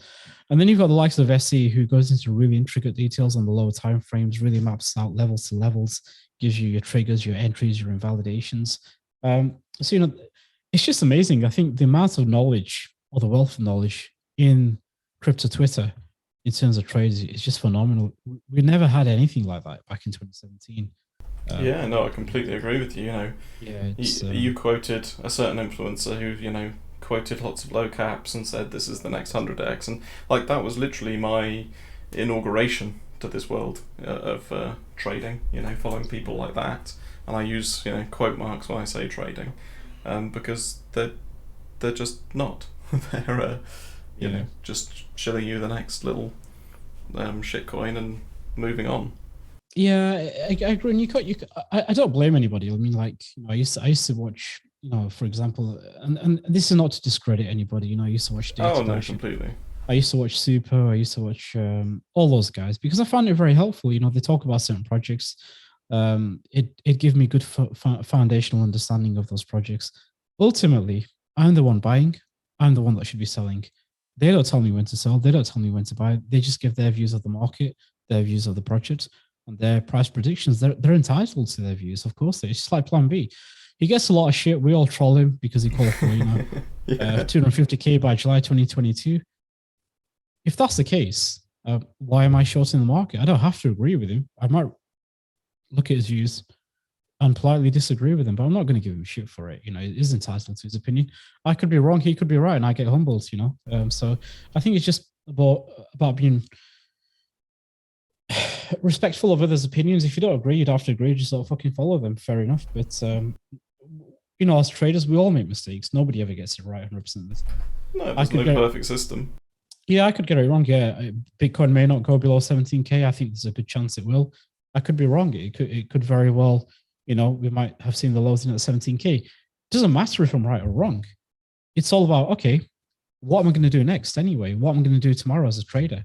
I don't care the fact that Bitcoin has now tagged 70K. I'm looking at price in the immediate term. Is it likely to go higher or lower? What are the chances of the lows being in? Do I need to shift my view now that it's no longer going to break down to 17K? So as more data comes on the chart, you have to be adaptable to admit that, okay, maybe my initial view was wrong.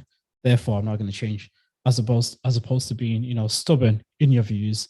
And again, that's been kind of somewhat typical of traders who have tried to long this entire market on the way down, when all they had to do was just run a set of moving averages, and that would have told you the direction of the trends. But you know, each to their own. I'm sure everybody's got their own reasons why they're long and they're shorting. So, you know. Yeah, 100%. You know, I bang on about it a lot that, you know, some people have traded moon cycles, some people trade order flow, some people trade, you know, moving averages, and yeah, I know successful people in each of those three, bizarrely. And you go, well, it's what works for you, and you can craft your own trading system. That's the beauty of it. I always think that trading's kind of like art. You know, you give 1,000 monkeys 1,000 typewriters, you're going to get different stories. You give 1,000 traders different charts, different tools, etc. They're all going to come out and be a bit different in terms of their trading system. Some people use Renko, some people use MAs, blah blah blah. Do whatever you want, but if it works, great. And equally, I think your point of like that kind of balanced and respectful and risk managed view is probably what I was referring to earlier, in the sense of my 2017 experience. I couldn't find many accounts like that. I just could. They're just there either weren't any, or I just didn't follow them, or you know, both, perhaps. And these days there are a few incredible educators in this space. You know, like yourself, SC. That go on, do live streams, and guys, if you're not like subscribed to XO's YouTube, you know, do yourself a favor and go and do it now, and follow him on Twitter, obviously. But like, that wasn't available, and taking on all that education and all of that, you know, context, real-time updates, you know, weekly updates, weekly ranges, logic behind your setups, logic behind your thoughts, that people can just learn through the process of osmosis, you know, it's incredible. Yeah, agreed. And to be honest with you, I don't really consider myself to be an educator. I've never set out to be an educator at all. Honestly, I just love trading. I enjoy sharing my views of the market, and if people want to listen, great. You know, if people want to give me shit, tough it is or it is. You know, it doesn't really make a difference to me. They're not trading my P&L. I'm trading that essentially myself. So yeah, I think, look, ultimately, I just love what I do. You know, and when you're passionate about something, there's a famous quote is I can't remember what it is, like something along the lines. You never have to work a day in your life if you do something you love. I'm not sure about that, mate. But yeah, it's Are you getting on the Google? Yeah, what is it again? It really resonates very well, but yeah, by learning you will teach, and by teaching you will learn. So I think that's so true, because since I started doing live streams as far back as September 2020, I've honestly genuinely felt a massive improvement in my own trading, because um, I give it more thoughts. I slow down my trading. I think about price more often. As instead of taking like impulsive trades, everything's more meticulously planned, reasoning, logic. But the ultimate thing is it's about adapting your mindset into thinking in probabilities. And I think that's what's really been a game changer for me. Not just looking at a trade, but looking at the probabilities of a trade and then encapsulating your trade idea. Or even when you're in a trade, what is the probability now of this continuing versus reverting? Where do I cut? So the whole concept of thinking in probabilities and then learning what you teach and then teach what you've learned. It's just kind of like a feedback into your own evolution as a trader, in my opinion, which you guys do. I'm sure Marcus does as well. With his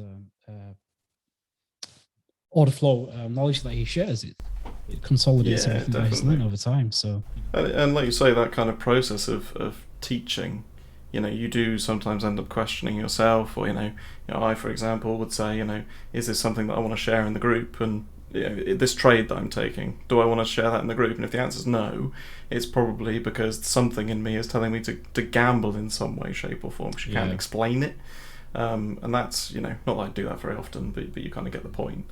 And equally, when you're preparing like educational content, so doing slides for a video that you're recording, etc., you kind of realize how much, I guess, you do know when you try and write it out and you condense what is 4 years of knowledge into a 10 slide presentation. And it's but it's a good learning process and journey. And I mean, I think whether you're educating or not, the whole trading process tells you more about yourself than probably anything else I've ever done in my life, in terms of your emotional strengths, weaknesses, etc. Hugely. And I think, sorry, go ahead. No, go on.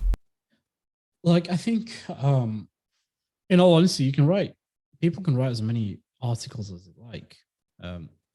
Doesn't mean shit, really. I think the best way to learn, if you're privileged enough, is to watch those around you trade. I know people shit on paid groups and whatnot. I don't see why. It's like when you go to university, you pay fucking 20K a year sometimes to go to be taught, syllabus that you can probably watch on YouTube anyway. But why do people pay 20K? Because at the end of it, yes, there's a certification for them. They're paying a premium to gain education from some of the best of what they teach. And I think there's a distinguish between paid groups. You've got certain groups that just give calls. That's fine. Okay. I'm not really a fan of those, but in terms of educational, I wouldn't be where I am today without investing in my career. That means having bought courses, paid for courses, spent some time in various groups back in 2018. And sooner or later, you kind of figure out who's shit, who's good, who can actually trade, who can't. And, like I said, I didn't follow ICT. That guy just fucking kills me with his boredom. I'd rather just fucking feed the fish, if I'm honest with you. But when you look at like SC, if you're fortunate enough to watch him live trade, not many people have got the balls to jump on a stream behind closed doors, have a private session with members, and then just fucking trade a nation session in FX markets on a 5-minute chart, explaining his reasoning, why he thinks the market's going to go this way, and then watching him, his thought process, level to level for 2-3 hours. And that, to me, was probably the most defining point in terms of my evolution as a trader, rapidly coming to pace with becoming the best trader I can be. It's not a competition of me against you or me against SC. It's me against the market and myself. That's all that matters.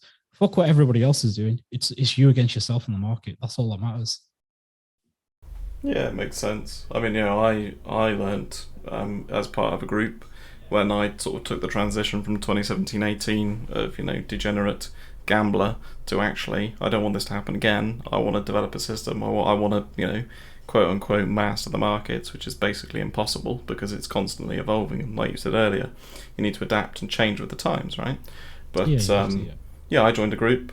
Never looked back, and that was a formative part of my trading education back in 2018, and I learnt a lot from it, and it gave me the strength and the confidence and the processes to be able to go out and develop my own system, implement it, back test it, get confident with it, to then trade well during the 2020, 2021 kind of incredible bull run that we got. Yeah, no, honestly, I think as a newbie, as a new starter, look, everybody talks about, oh yeah, there's free content, there's free content. Yeah, there's free content. There's free content in 2018. But how do I decipher through the fucking thousands of video to ascertain this is probably what I'm looking for? There is no set way. So you then have to go by credibility of people in the space, and obviously, a lot of some of the good guys out here in this space, do educate, and I think it's absolutely worth it.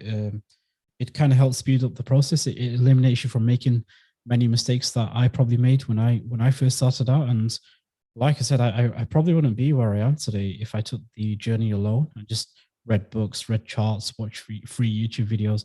At some point, you've got to invest in yourself, and it's a trade-off. Do you want to spend 365 days of the year looking for free books, for samples, exercise, and just spend a lot of time, or do you want somebody to give you a structured way of learning and approaching markets, which, when you think about time and the money that you spend looking at charts and trying to do it yourself, versus this is perhaps a more efficient way of doing it. Take the data, use it, and then if you want to leave soon after, once you feel comfortable that you can swim on your own. Yeah, I think that's it. And I think it's some groups offer different things. Some groups offer calls, like you say, and they will just say, you join up, you get these calls, and that's it. Some offer education, like that's what me and Magus do in the Paragon group, and we're trying to build up people to be traders. Our goal isn't to retain people forever. It's to actually say, here you go, here's what we do, here's our thought process, here's our market updates, here's how we see things, here are trades we're taking. Some of them go wrong, some of them go right, and we learn from all of our trades, and so does everyone else. It's quite simple. And for people who kind of shit on it and go, well, paid groups are scams, well, paid group, it really depends what you want from it, right? Like you said, XO, it's strange that people shit on it from the perspective of a lot of people are giving up their time. Like, for me to record a video, it takes 4 to 6 hours maybe, and I could have done some trades, but I'm at a stage in my trading career where I don't need to be in a trade every second, and I actually want to give something back, and I want to do something. But when you do stuff for free in terms of a group, as both Magus and I ran a free Discord for a while, you just get lots of target, sir, when moon, can you chart this coin? And you just go no, you have to value your time, you have to value what you offer. And if you're putting your time in, you want to be paid for it. And me personally, I'm too lazy to ever run anything of that kind. I just can't be fucked, if I'm honest. I'm too much of a free spirit. Like, I'm very I just like to do my own thing, to be honest with you. I just never have the time or the ability to be structured in that way to offer anything like that ever. So that for me, for that reason, that's why streaming kind of works for me, because A, I get paid, I get sponsored by Prime, and B, I get to share my views on the markets, which is very relative in terms of trade setups. And if people gain value from that, which people seem to do, then great. But I'm not there to hold anybody's hand. I'm not there to spoon feed anybody. If they want that, then they've got to look to invest in themselves, and nothing comes for free, unfortunately. So that's that. I think that's the thing, and it's the two-way process in terms of being able to ask questions and yada yada yada, and particularly in things like Hall's group, what's the logic behind it? You might get a little bit of that, but you won't get everything. And someone's just said in the chat, XO, you should join Paragon. I mean, I'll shoot you an invite after this, and you can digest Magus's order flow Tetris juju. Yeah, maybe. The thing with me, I'm not very active in Discord. I've got Discord, but I'm rarely ever on Discord. I just charts. That's post on Twitter, and that's it really. But yeah, maybe one day I'll pop in. Pop in, say hello. If not, I'll just send you some of his videos. They're very, very good. Yeah, absolutely. But any more questions from the viewers? Someone saying they'll take his invite. I'll do a giveaway after the stream if you want, boys. I'll give away an invite or two, and we'll do that instead. Yeah, absolutely. Yeah. Any more questions from the chat?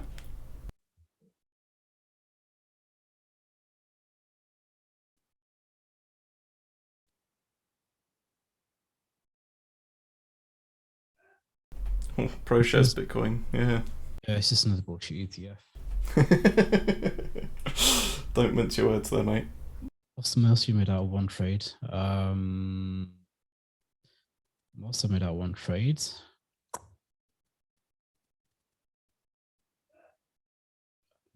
It's a tough one. There's been some bangers in there. 2030Xs bought on the exchange, and it's gone 2030X. Ichimoku, never used it. UTX will be live. I use UTK. UTK. Sorry, I don't. Okay, I hold UTK as a token in the app, but I primarily like UTK not because of the cryptocurrency, but because I use the app for daily spending. I've got a debit card, which is the Hold UTK partnership, so that's why I do like UTK. But it doesn't necessarily mean that you have to invest in it. I just like to use the app, and I hold the tokens on there because I get discounted fees. Did you live from Brian Watts? I didn't, but I think other guys maybe influenced by Brian Watts. Bullish on any specific metals? Just heavy metal music. Who do you think? There's no such thing as the best traders on CT, right? It's like, you see, this is what pisses me off, is when people say, oh, XO, you're one of the best traders, or SC is one of the best traders, or you guys, that kind of irrates me to a point. But it's not really about everybody's got different styles. If you put, for example, me and Magus or Jim in a room, and you ask me to make 100 trades in a day, I'll probably finish last. I'd probably get liquidated, right? Those guys would come on top and be very profitable versus me. So it's more about what type of trader are you in which environment, and everybody's got their unique styles. It's like, you can't say like fucking, Pele is the best football ever when you could have had one of the world's. You just can't compare an attacker to a defender. So it just depends. It's like everybody's got their own system, and everybody's different. Everybody's good at what they do, and everybody has weaknesses in other aspects that they don't do so well. Yeah, I think that's completely fair. When alts are on the move, I'm sure I can trade that pretty well if they're not moving, and it's just a Bitcoin mini range. I'll get out traded by scalpers any day of the week. Why are the best traders British? It's because we have English breakfast, beans on toast with eggs, and a piece of meat.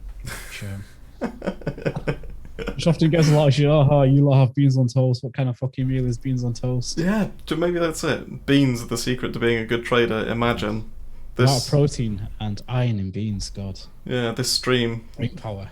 The next stream will be sponsored by Heinz.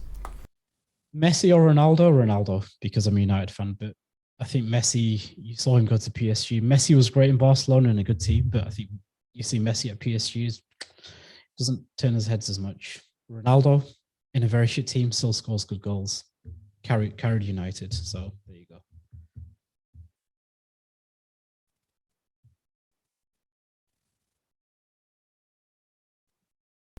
Yeah, that's a good question, actually. Do you use anything like CoinLise or Levitas or anything like that to sort of get into the OI and positioning or anything? No, honestly, I don't. I'm quite a standard, to be honest with you. I don't use any of the tools that a lot of the guys use, but yet my trading ability and ability to take trades, I still do very, very well. And it makes me question whether using CVD or why. Yes, I think there is absolute value in it. But then I have to question, well, is this going to improve my trading? And I think maybe it's something that I'll find out soon enough over the next 3 to 6 months. It's something that I was touching upon in 2019 with KR Trader. KR Trader obviously is a great guy, very knowledgeable. Yeah. I used to spend a lot of time with him. He used to look at a lot of the low time frame order flow trading stuff. We used to talk about it, but I just kind of got distracted with the bull market run of 2020. And Yeah, I'd no, like to go back to it. don't blame you. I mean, I saw a great meme. I think it was Cred who posted it, and I think you start your trading journey, and it's line make price go boing, and then it's you add in RSI and MAs and lots of lines make price go boing, and then you end up going back to like the final stage is just line make price go boing, which is the ultimate kind of cycle of trying Ichimoku, trying Renko, trying this. Yeah. Instead of just saying, well, what makes sense to me? Like for me, momentum and price action made sense.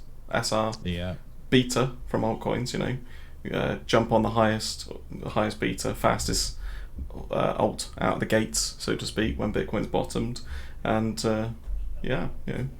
everyone's unique. And it doesn't need to be that complicated. Sometimes it's more about the execution. Yep, absolutely. Where did you study XO and BTC Charlie? Like which university? I studied at the Bitcoin University of Satoshi, and I studied Bitcoin, and it was a great career choice. I actually created BTC. I am Satoshi. Oh yeah, cool. Quote Craig Wright.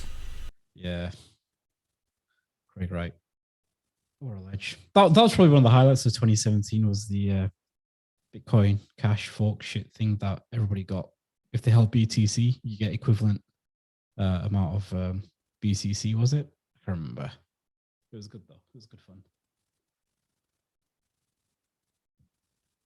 Oh yeah, all the kind of forks. That was trying to think what things I bought on the basis of you'll get some free coins to get something like helium. I can't even remember what you had to buy to get that, but that was awful. Yeah. That was a painful learning process. Oh yeah, what happened to Nia?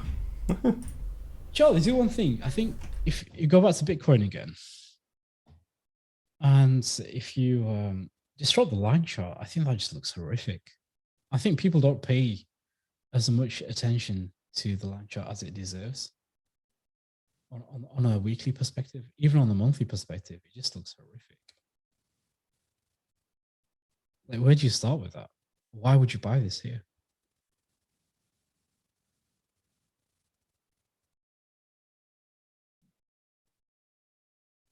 Even on the 2-week chart or the weekly chart, it's just very, very difficult to. I mean, you got some support there, I guess, but.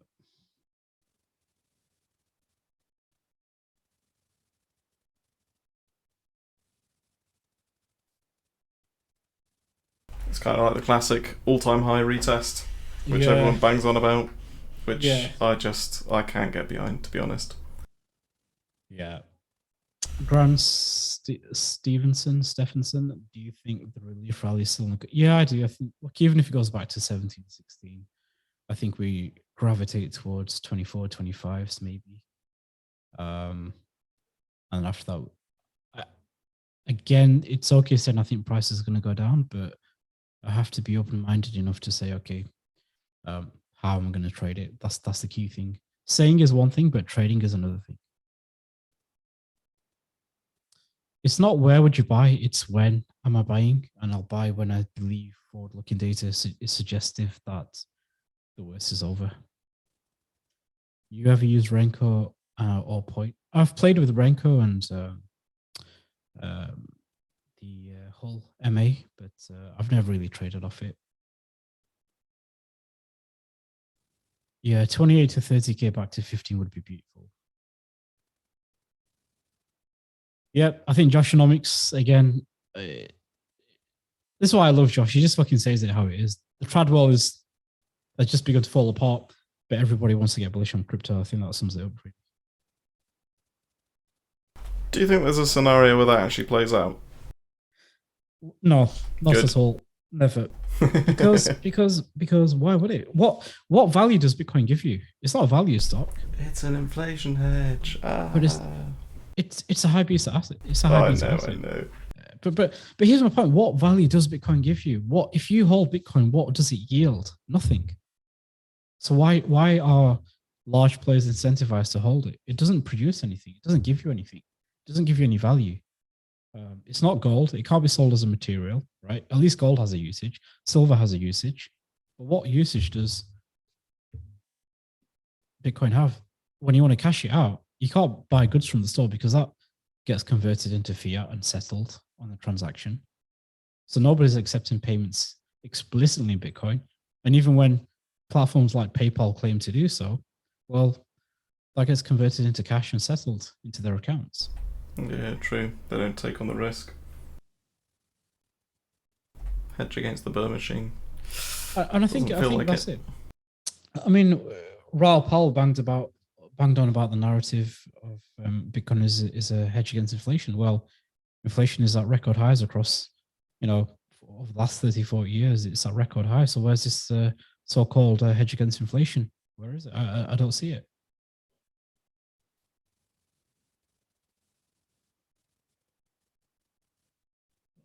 Do I want to own Bitcoin? Absolutely. Am I a long-term holder of Bitcoin? Absolutely not. I'm just looking to play the cycles. Do I believe Bitcoin could survive? Maybe. Am I a Bitcoin maxi? Not really, partially. But yeah, do I want to buy Bitcoin lower down? Absolutely. Look, it's a simple question, right? Would I rather see Bitcoin at 10K and go to 50K for a 5X? Or would I rather see Bitcoin at 50K and somehow get to 250K for a 5X? What's easier? I'd much rather buy Bitcoin at 10K and sell it at 50K for a 5X. That's all I'm bothered about. Yeah, it makes total sense. I think for me, it's kind of like the three areas. There's actual price on the chart, there's market psychology, and then there's macro. And the three things, to me, they're just not a buy at the moment. Yeah. I don't... Yeah. No, sorry, go ahead. I was going to say, I don't think we're going to be there for a while either, But I don't think governments are going to ban Bitcoin. I think they are supportive of Bitcoin.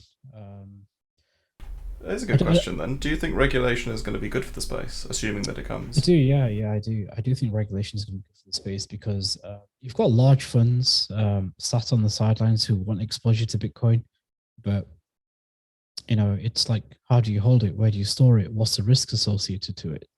There's all these questions, even from a regulatory standpoint. That's why I think like the ETF could be good. But then if the ETF comes in, it has to be backed by actual Bitcoin, right? Because otherwise, if it's just one of these shitty future ETFs, what good is that? It just, people can get exposure to Bitcoin via an index. That's not good for Bitcoin, really, is it?